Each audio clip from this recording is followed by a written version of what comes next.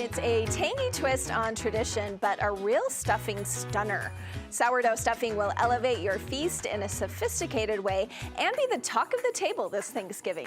Lindsey Hargett is here and she's going to give us her recipe, and we're talking about something special, sourdough. And I love sourdough bread, so tell me why you like it in a stuffing. It just makes sense here. So it's a little hardier, it's drier. We are still going to dry it out, but it's more absorbent, so you're dealing with less of like a mushy stuffing and more of an actual dish that kind of stands up to everything you're adding into it. So would you always reach for sourdough over white bread? Always, always. Okay. It's going to give it, like I said, more hardiness. It's going to be more absorbent, and then it also is giving it more flavor. You know, you talked about like tanginess. It gives a little bit more like oomph. So if you don't want that, you can get a more mild sourdough, or you can make or buy one that is a little more authentic sour tasting, and it just gives you more flavor. I love the oomph. Stuffing with oomph. Okay, and the other thing that you love are, and you say we need to do, fresh herbs. Fresh herbs. This is not something that you want to substitute not fake herbs. Dry. Kind of. Dried herbs for.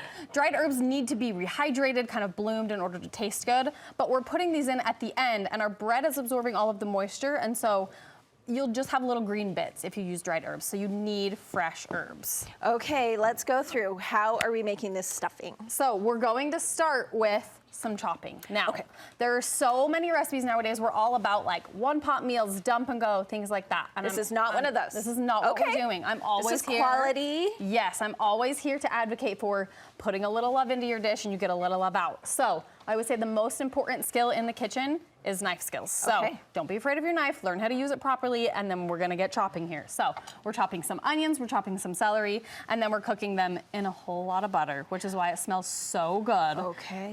So we've got those all sauteed, and you know, the flavor is just incredible. We've got a real flavor powerhouse here. And then that's where the fresh herbs are going to come in. Again, we've got our knife skills. So we've got... So you hand chopped all these? I hand chopped them, yes. So you know the song where it says parsley, sage, rosemary, and thyme? That is what we've got here. Is those herbs. So that always goes through my head when I'm making this.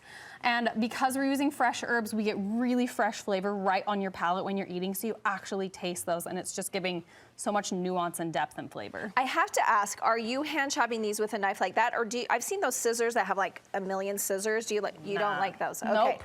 I'm all about getting rid of the little gimmicky tools, the choppers, those kinds of things, because this can do everything. Like I said, don't be afraid of it, learn how to use it. That's why I teach it in my classes, because this is your most important skill. So you just blast right through those with a knife, and then you're good to go. How do you prepare the bread? So we did talk about that sourdough is a lot hardier and more absorbent, but we still want to dry it out. If you feel these are breadcrumbs, or they're croutons. Croutons, okay? Yes. So I've dried them out. We bake them in the oven for a little bit so that they kind of slowly dry out. And then these are going to be just like nice little sponges ready to absorb everything. And can you tell us your drying method? So all we do, it's in the recipe as well, but you want to make sure, I have it pretty stacked up on this pan here, but you don't want to crowd the pan when you're roasting this or anything. So I usually split it onto 2 pans, lay it out in one layer, because the bread has moisture that we're trying to get rid of. And if you have bread on top of the bread underneath, as it steams away, it's going to steam cook these on the top, and they'll be soft, and we don't want that.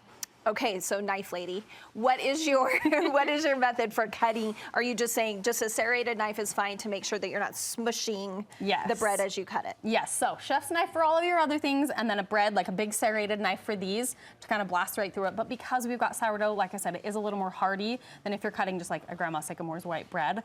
So yeah, get your bread knife. Now, I was telling you, I'm not a stuffing fan. I am willing to try yours, but I think part of it was that it was always soggy, and it was that like teeny little stovetop stuffing.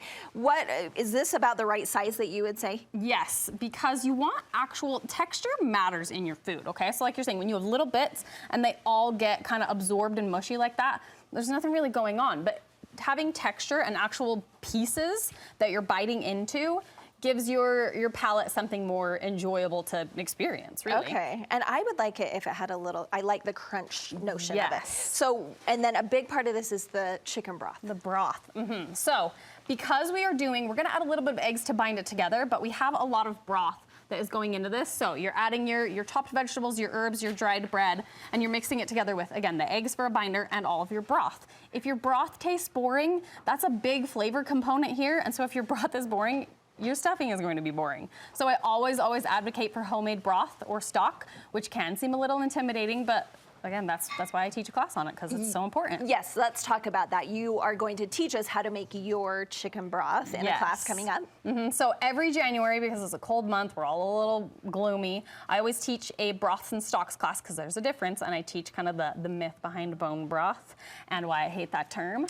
So we learn how to make each of them and how to really get a lot of flavor in there and also have like a good healing broth and soup. Okay, well, I love that you're sticking everything to us straight. You're like, you got to use the knives, you got to use the homemade broth. I like that she is telling us exactly how to do it. So if people either want to do your class or find more recipes, what's the best place?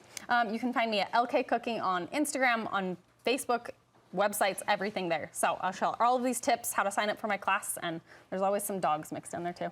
Some dogs. I love the Not dogs. in the recipes, just cute pictures. Okay, thanks, Lindsey.